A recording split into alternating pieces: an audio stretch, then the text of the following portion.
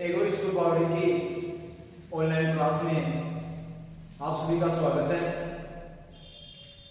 सभी स्टूडेंट्स को good morning.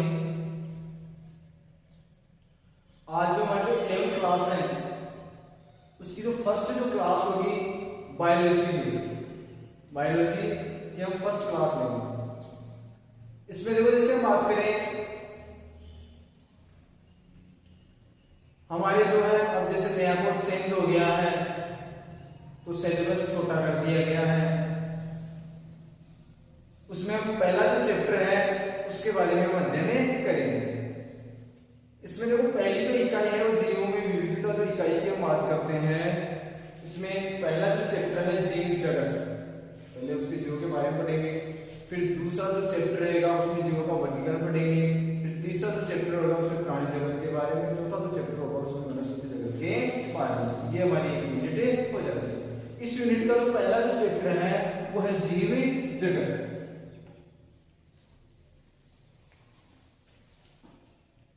ये हमारा चैप्टर पहला है, ठीक है।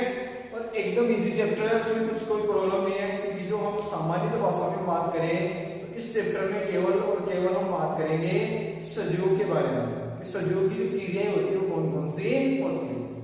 सबसे पहले हम जो अभी 11th क्लास में आप हुए हैं तो पहले सबसे पहले आपको जीव विज्ञान के बारे में थोड़ा जानना आवश्यक है कि जीव विज्ञान क्या है। तो उसकी परिभाषा की हम बात करेंगे तो विज्ञान की वह शाखा जिसके अंतर्गत सजीवों का अध्ययन किया जाता है उसे जीव विज्ञान कहा जाता है। विज्ञान की वह शाखा जिसके अंतर्गत सजीवों का अध्ययन किया जाता है उसे जीव विज्ञान कहा जाता है। जीव विज्ञान उसे बोलते हैं बायोलॉजी।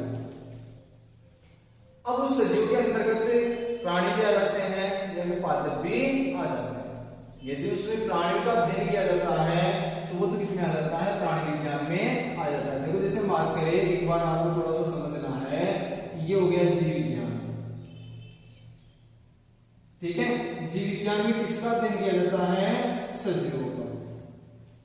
अब इसके दो पार्ट्स हो गए, दो भागों में से डिवाइड कर दिया। पहला जो भाग हो गया वो हो गया प्राणी विज्ञान, एक मान लो प्राणी विज्ञान हो गया, ठीक है। प्राणी विज्ञान की यदि हम बात करें इसे बोलते हैं जूलॉजी, ठीक है। एक होता है वनस्पति विज्ञान,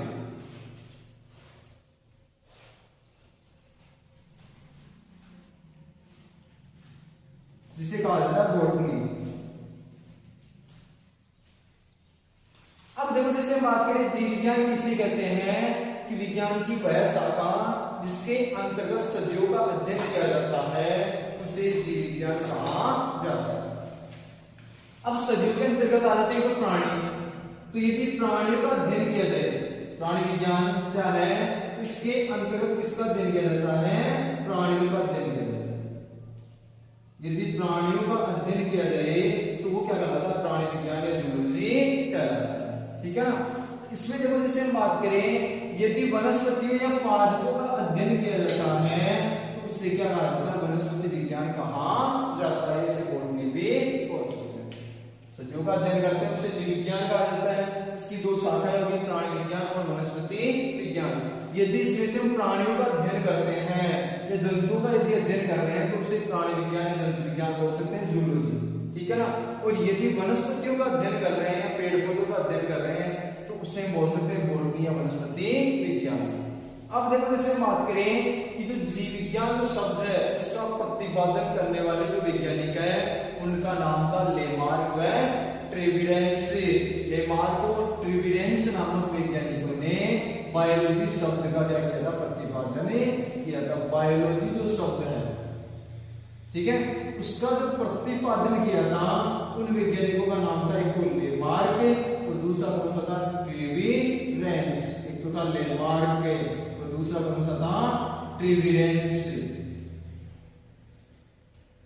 ये दो वैज्ञानिक थे जिन्होंने जो बायोलॉजी जो शब्द है उनका प्रतिपादन किया था, ट्रेविडेंस या फिर इसे बोलते हैं ट्रेविडेंस, ठीक है ना, या लेमार्क। उन्होंने क्या किया था, बायोलॉजी शब्द का प्रतिपादन किया था। अब देखिए हम बात करें तो जूलॉजी प्राणी विज्ञान का जो जनक कहा जाता है, तो प्राणी विज्ञान के जो जनक थे उनका नाम था अरस्तु। अरस्तु नामक जो वैज्ञानिक है उनको प्राणी विज्ञान का जनक कहा जाता है। जीव विज्ञान का जनक अरस्तु होते हैं। ठीक है, वनस्पति विज्ञान की बात करें तो वनस्पति विज्ञान के जो जनक है वो है थियोफ्रेस्टस। थियोफ्रेस्टस नामक जो वैज्ञानिक है उन्हें वनस्पति विज्ञान का जनक कहा जाता है। वैज्ञानिक का नाम क्या है? थियोफ्रेस्टस। थियोफ्रेस्टस नामक जो वैज्ञानिक है उन्हें वनस्पति विज्ञान का जनक कहा जाता है, और अरस्तु नामक जो वैज्ञानिक है उसे प्राणी विज्ञान का जनक कहा जाता है। समझ में आ गया? जीव विज्ञान जो बायोलॉजी जिसमें सजीव का अध्ययन किया जाता है, इनमें जो बायोलॉजी शब्द का प्रतिपादन किया था किन्होंने किया था? लेमार्क व ट्रिविडेंस नामक वैज्ञानिक। ठीक है, इसकी दो शाखाएं होगी, एक प्राणी विज्ञान जिसमें प्राणियों का अध्ययन किया जाता है, और ये इसका जो जनक है वो क्या थे? अरस्तु।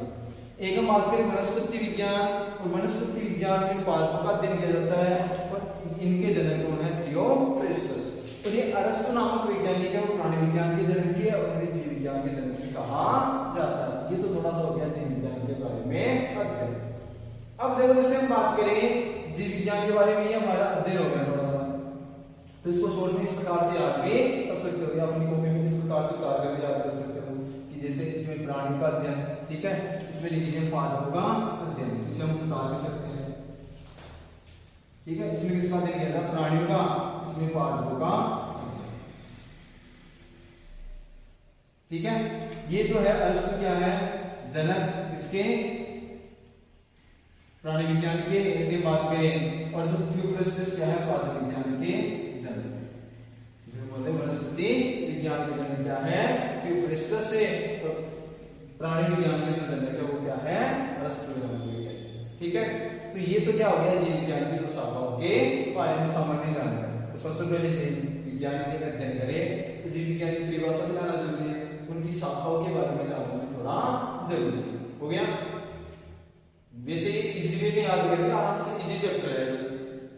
अब इसके बाद में बात करेंगे, हमें ये भी मालूम होना चाहिए कि सजीव क्या है या जीव क्या है। ठीक है ना, अब हम किस प्रकार से इसके बारे में बता लिया हुआ हमने। अब हम बात करेंगे किस प्रकार से बता सकते हैं कि कौन सी चीज सजीव है, कौन सी निर्जीव है।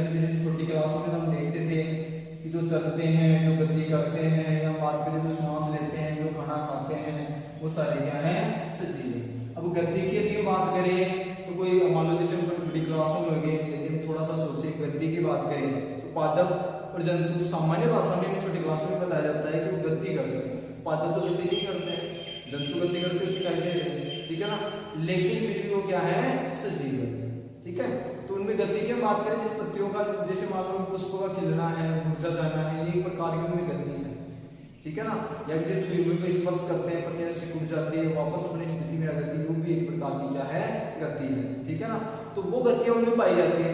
बेसिकली छोटी क्लासों में बताया जाता है, इस प्रकार की गतियां भी दिखाई नहीं देती। तो यहाँ पर यदि हम बात करेंगे कि सजीव जीव क्या है, तो एक तो बात करेंगे उनमें विशिष्ट प्रकार की क्या पाई जाती है? संगठन। सजीव की विशेषता की बात करें, जीव क्या है या सजीव क्या है। ठीक है ना, तो उसमें जैसे बात करें जीव की या सजीव की, एक बार वापस समझना है इसको। तो सजीव में क्या पाया जाता है? विशिष्ट प्रकार का संगठन पाया जाता है। संगठन क्या होता है? विशिष्ट प्रकार का संगठन।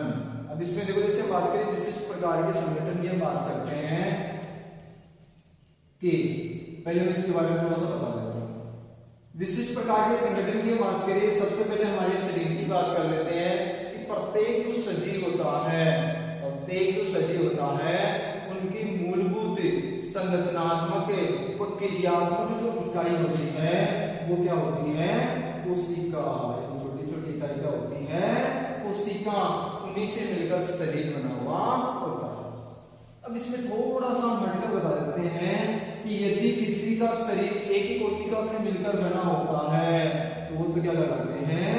एक कोशिकीय जीव कहलाते हैं। एक कोशिकीय जीव जैसे अमीबा है, यूग्लिना है, पैरामीशियम है, क्लेमाइडोमोनास है, या अधिकतर बैक्टीरिया ने जीव है।